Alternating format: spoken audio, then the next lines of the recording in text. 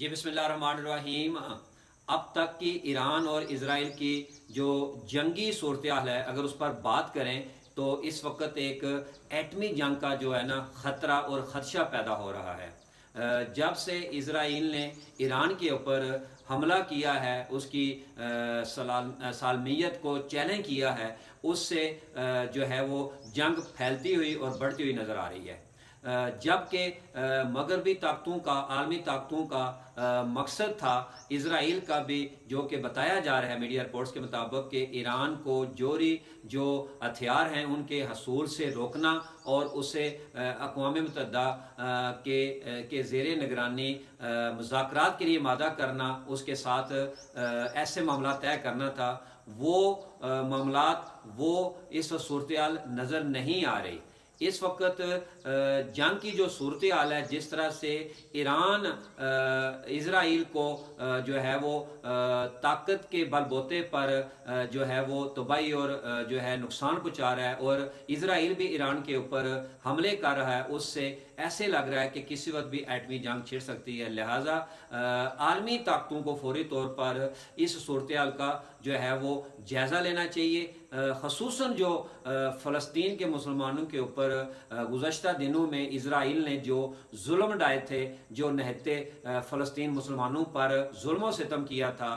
उनकी नस्ल कशी की थी, आज उनकी जो है लगता है कि बद्दुआएं जो है वो इसराइल को लग रही हैं। और ईरान ने जिस तरह से स्टैंड लिया है और इसराइल को जवाब दिया है, बल्कि मीडिया रिपोर्ट्स के मुताबिक ऐसे लग रहा है कि अमेरिका भी जो है दबे लफ्ज़ों में कह रहा है कि मैं इस जंग के अंदर शामिल नहीं हूँ। मगरबी ममालिक जो हैं वो भी इस बात का इजहार कर रहे हैं और कह रहे हैं कि वो इसराइल का साथ नहीं दे रहे, जबकि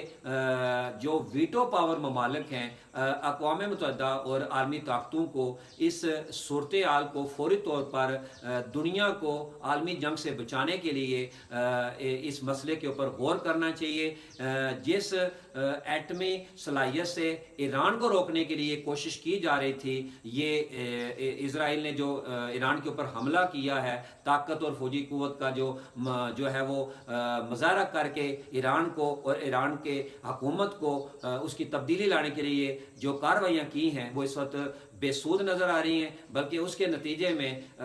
आलमी एटमी जंग के ख़तरात दिन ब दिन बढ़ रहे हैं। लिहाजा जो है वो इस खित्ते के अंदर एक पायदार अमन के लिए ख़ुसूसी तौर पर जो अमेरिका है, बरतानिया है, रूस है, चीन है, दीगर जितने इस्लामी मुल्क हैं, उन्हें जो मसला फ़लस्तीन है, गज़ा के जो मुसलमानों के ऊपर जिस तरह से इसराइल ने ज़्यादतियाँ की हैं, इस मसले का पायदार हल सोचना होगा। फ़लस्तीन के मुसलमानों को उनका हक देना होगा। इसराइल ने जुल्म सितम किए हैं फ़लस्तीन के मुसलमानों पर, और अपने ताकत का, अपने घमंड का जो ईरान के ऊपर हमला करके मुजाहरा किया है, जो शो किया है, वो फ्लॉप हो चुका है। इस वक्त अमेरिका और यूएनओ और दीगर मुतलका जो आलमी इदारे हैं, जो कुव्वतें हैं, उन्हें इस हित्ते के अंदर अमन के लिए फौरी तौर पर जंग को रोकना होगा, और ईरान की जो सालमियत है, ईरान की जो उनकी